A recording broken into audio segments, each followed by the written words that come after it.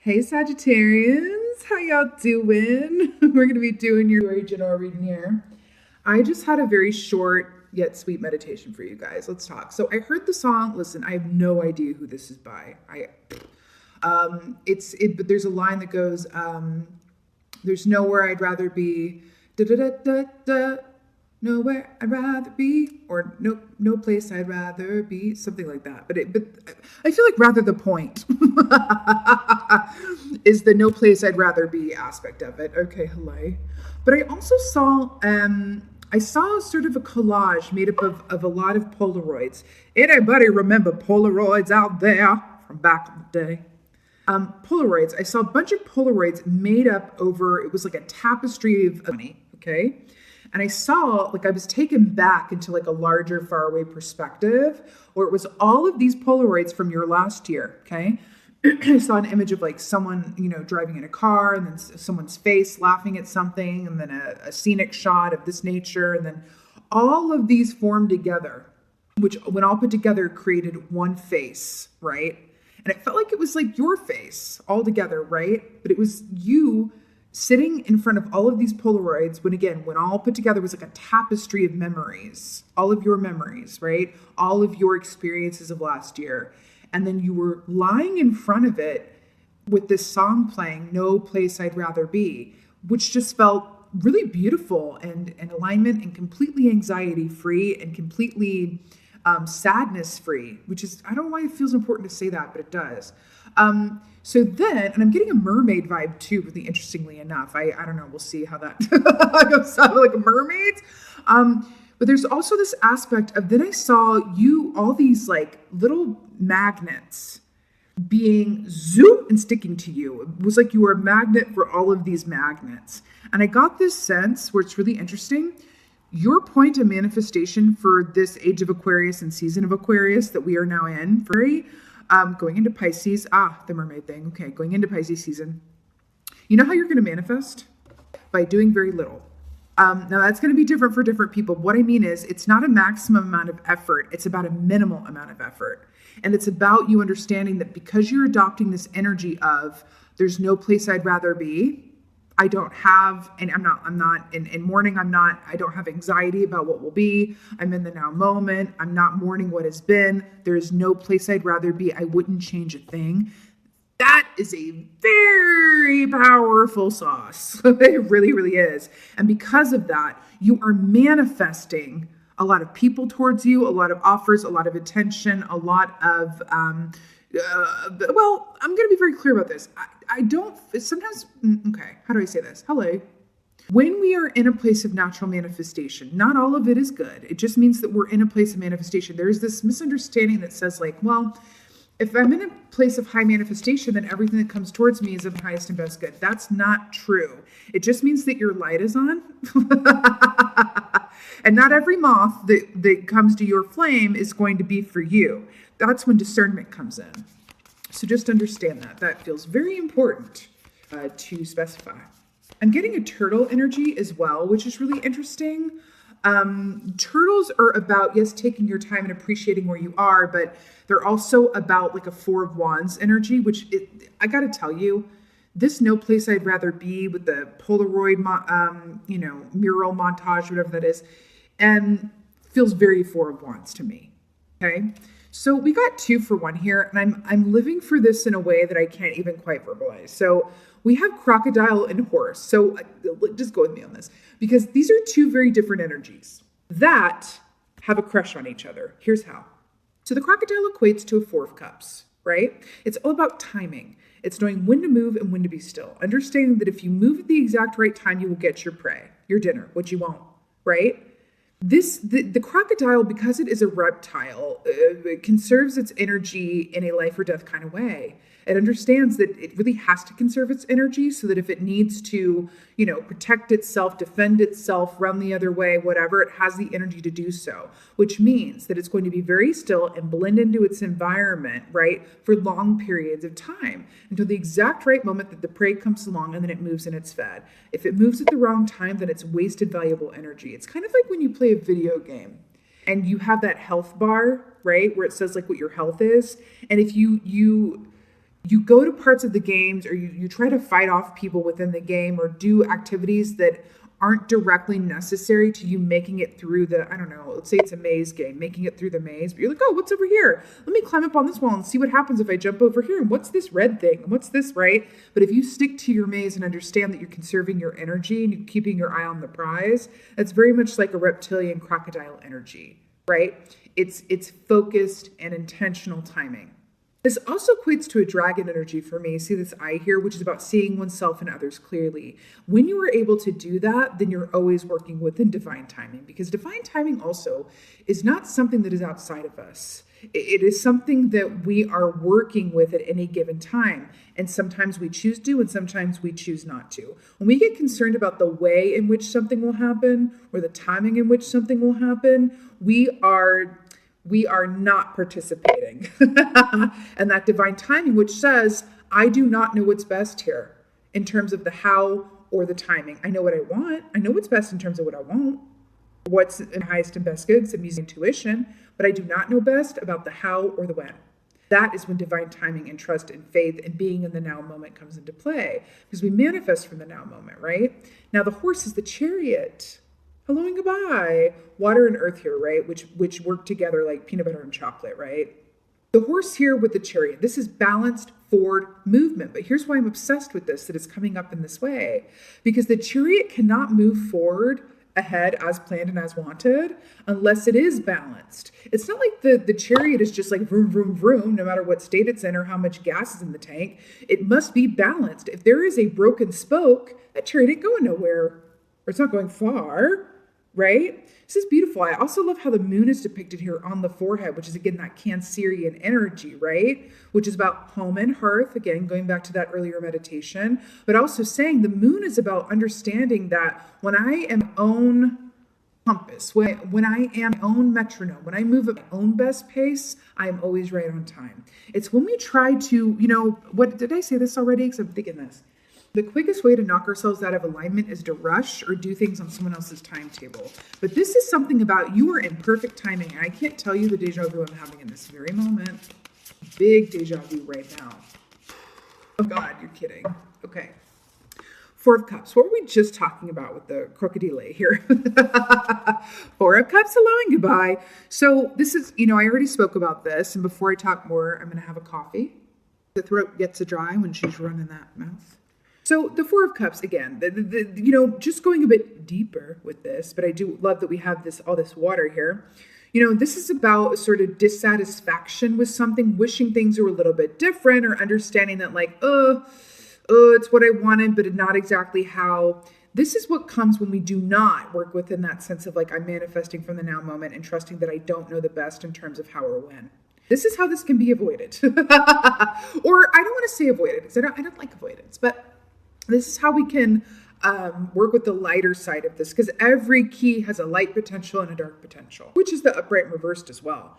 I feel like the light potential of here is that, okay, I'm going to chill up here and be ready, right? I'm going to be ready. If you stay ready, you ain't got to get ready, like Rue says, right? But I'm coming from a place of understanding that I am moving within a timing that feels natural and conducive to me, without very little concern with anyone else, which is another way of saying there's no place I'd rather be other than right where I am. Also that four energy here as well. When I saw you guys seated in front of that montage of pictures, that feels really apt too. Also because he was a 4 year, and I saw those pictures of, oh God, I'm obsessed. I'm obsessed. I'm obsessed. 6 of Wands. Are you kidding? And are you serious? I love that you're showing up here as first as your home suit of fire within the 6 of Wands, which is victory, but it's also, let me tell you something, public recognition. Remember what I said when I said that you were going to be a magnet for a lot of things, not all of them yours, but some of them yours? That is 6 of Wands. I'm so obsessed that this is coming up. Also the bee energy here, I'm always drawn to with the bee energy. Bee is like a 3 of Pentacles animal medicine, which speaks of being compensated for what you in particularly are good at, using your particular gifts in order to, help others do work that really fulfills you, that doesn't feel like work, that is, in tune with and aligned with your soul's purpose. That's what it is. And my opinion 20 was, in part about us all aligning with our soul purpose, right? It kind of went, wait a minute, wait a minute, are you saying I can do this in a different way? Are you saying I can do this from home? Are you saying I don't have to do this at all? Are you saying that once I didn't have to do this job anymore, I suddenly felt a relief that I didn't even know was possible? It is that kind of thing. So being able to reconsider our relationship to the work that we do and who we are. Also our relationship to animals and the earth, but that's another story. But Six of Wands, this is so beautiful. Remember, this is the actions that we take as well. So there is this, what is this? Divine timing leads to success, right? Hello and goodbye. I also want to point out the fact that traditionally speaking, in the traditional deck, this is someone riding a horse, which is why there's a blue ribbon here with the horse energy, and you have horse. So I'm really obsessed with that. Victory is yours. Oops. I just saw it on the timer, which also equates to that Four of Wands energy, which I'm obsessed with. Yes. Divine timing, right? Manifestation is yours. What you desire is yours. It is about the timing, though. It is about the timing and your relationship to time, right? Oh, God. Hello and goodbye. The Emperor. Get out of here. The Emperor, number 4, we were just talking about first. So you're telling me that you have 4 of Cups with the 6 of Wands and then the number 4, which is the Emperor. I can't with you, but I will. So the Emperor, so this is beautiful Aries energy, but the Emperor, let me tell you something about the Emperor. I have a very mixed relationship with should I say mixed relationship? I should say I have some very, I have mixed feelings about the Emperor. Because whenever he comes up in a reading for me, it is a sign to me that everything is being handled. That there's not much for me to do other than trust that everything's going to be handled. It's not up to you to figure out how and in what time key. So I love that it's coming up since that's all we've been talking about. So there is that. But the Aquarian in me, and Sagittarius rising in me, which insists that I have some sort of say in the matter, does not like the Emperor. Because this is a very masculine, very patriarchal energy as well, which no shade, but I kind of feel like this is that kind of energy that steps in and goes, I've got it from here, ma'am.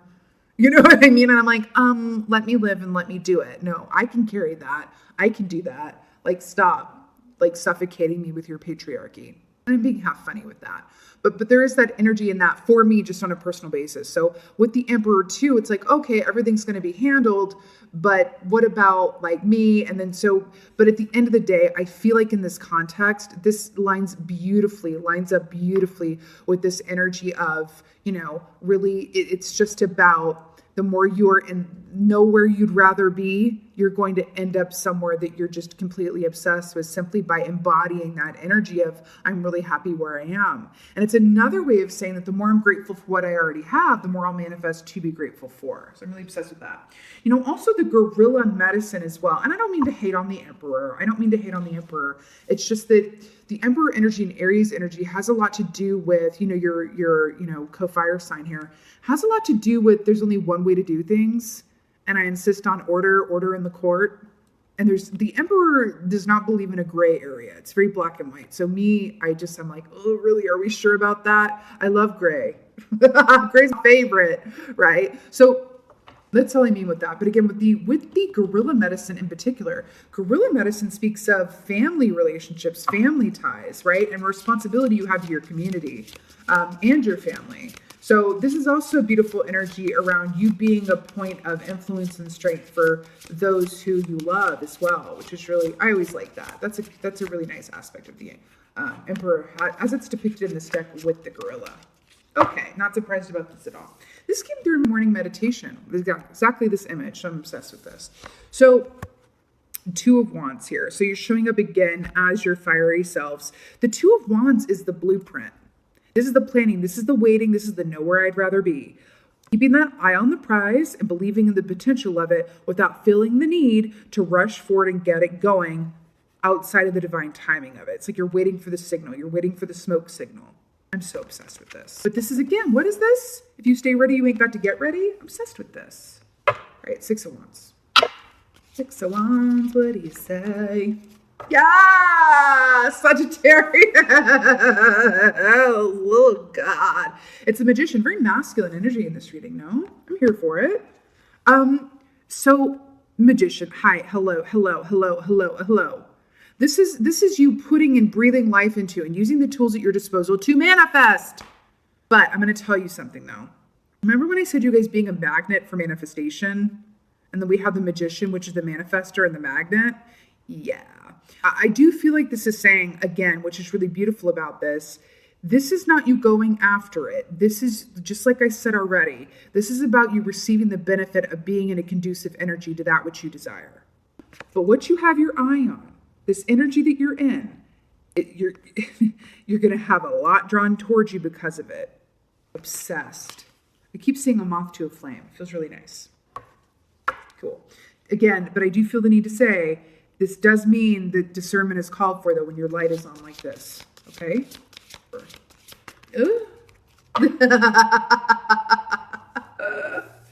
Get out of here.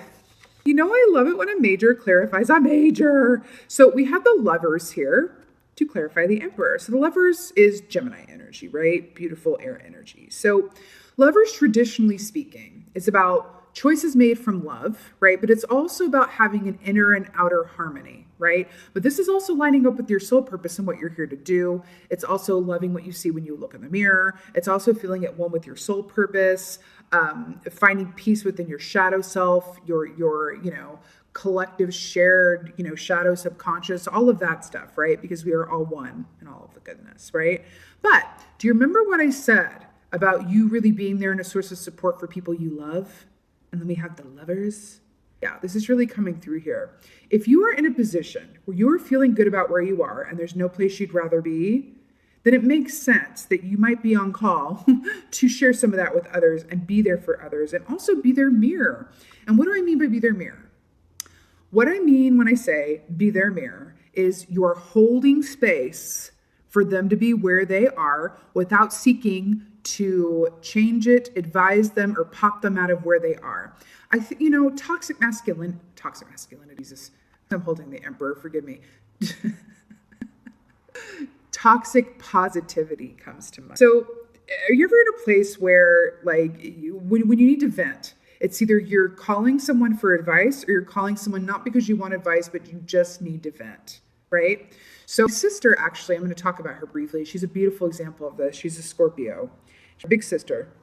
And whenever we are on the phone and I need to vent, she always asks me, and I love her for this. She always asks me, I'm here to hold, she says, I'm here to hold space for you. Are you wanting to vent or are you wanting advice? And I'll let her know. She goes, okay, great. So I feel like in this context, this is holding place for people to vent. This is holding a place and holding space for people to vent and be the mirror where you're like, I'm just here to hold space for what you have to say. And that is such a beautiful gift. And that's Emperor energy too, because the other side of the Emperor and why he's depicted here all alone is that he understands that in order to be there for others, he also has to be his own energy reserves and take time on his own to have, what are these, bananas and apples? Bananas and apples. But he holds this stone, this circular weight, reminding him of the weight of his responsibilities, right? So there is something about, it's just as important in terms of loving where you are. Sometimes we can be tempted to cocoon ourselves or insulate ourselves so that nothing gets in the way of our good vibe.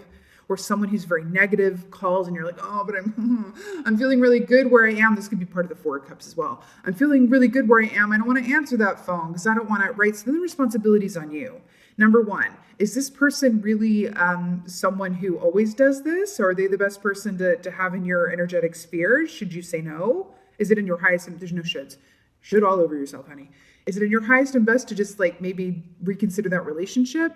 Or is it within your loving responsibility to go, you know what, I'm going to share some of this vibe with you without losing any of it. I can hold space for you because I love you. That's what I'm here to do. I understand that being in the magnetic energy that I am, because you are a magnet this month, that much is very clear. That it is also inherent within that I'm going to be called to be there for others and hold space for them. And some be calling to, or reaching out to you for advice as well. And that's brilliant as well. But it really is up to you. And there is an inherent call to also be there for others as much as you've been and are going to be there for yourself. And that's really beautiful. Okay. I also feel like there's an aspect here as well of really looking at yourself and becoming very clear on where you belong and with whom. I'm hearing the word clarity.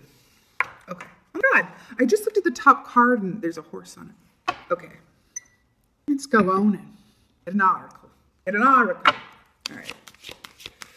Oracle from Sag. My God, are you even here for this in the same way that I'm here for this? Comfort, hearth. Are you kidding me? Are you kidding me? Is this, were we not talking about with the Four of Wands and then the hearth with the home and know where you'd rather be? Are we serious? Are you sure? I'm completely here for it. So this says comfort, hearth. Like I said, this is exactly like, this is like what your opening meditation felt like. A baby chilling on a Labrador by a fire. Moths to a flame. Are you kidding me? Sagittarius, a fire. You're in the fire. I can't even with this because it's too good and it feels so in aligned with everything that we've talked about this far in your opening meditation. So I'm here for it in this really distinct way. See, can you see just people lining up to want to partake in this energy that you are holding and being, right? And this is also saying like that so much good is going to come from you just loving where you are without wishing you were somewhere else or in a somewhat different context or whatever have you. Master number, manifestation. This is so, so beautiful. You know, I'm getting an interesting energy this with The Godfather as portrayed by Marlon Brando. Yeah, I feel like that's another, I do feel like a lot of people are going to be coming to you. And I feel like some of them are going to be, I don't want to say tests, but opportunities, right? Where you're able to really be there for other people. But it's really more about too, there's going to be lessons and information with who and how people come to you, right? It's going to be like the universe is almost observing you in a way. Your guides are observing you. Your higher self is observing you. How are they going to respond to this? How are they going to hold space for this? Are they going to be able to balance this? How's this going to go? It's, you know, I'm seeing a curated box. So they have these curated subscription boxes where you can kind of go like, oh, this is style, send me this and this. I feel like, and then you kind of swipe through and say, this is style preference. And then the stylist like puts things, I just saw this on TV the other day.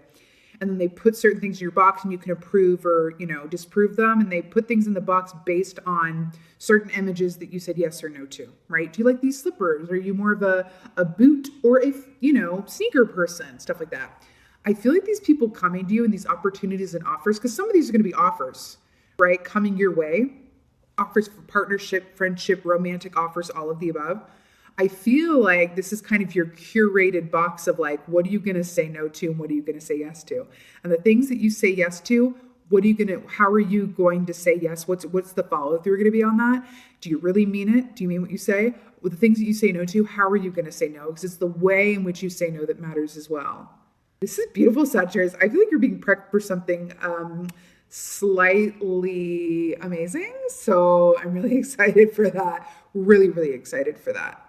I'm also getting a very particular message around RuPaul's Drag Race. I know. If you know me at all, you know that I'm obsessed with RuPaul and RuPaul's Drag Race and I can't get enough of it. But I'm getting a very special message around Drag Race. There's something about being appreciated for the actual you without feeling the need to fit within any confines of how other people want you to be or fitting into societal structures. It's leading with the unique you that you are that is going to call your true tribe and people to you who want nothing more of you than for you to be exactly who you are. Something about that. Sagittarius, this is your very general reading. This gave me life on several different levels. I'm sending you guys so much love. I love you guys a lot, Sagittarius. I always kind of live for your readings. You and Aquarius, those are like, I live for them. Thank you so much for being here. Thank you so much for your continued support. And as always, and most of all, and especially now, thank you for being you. And be well. Until next time.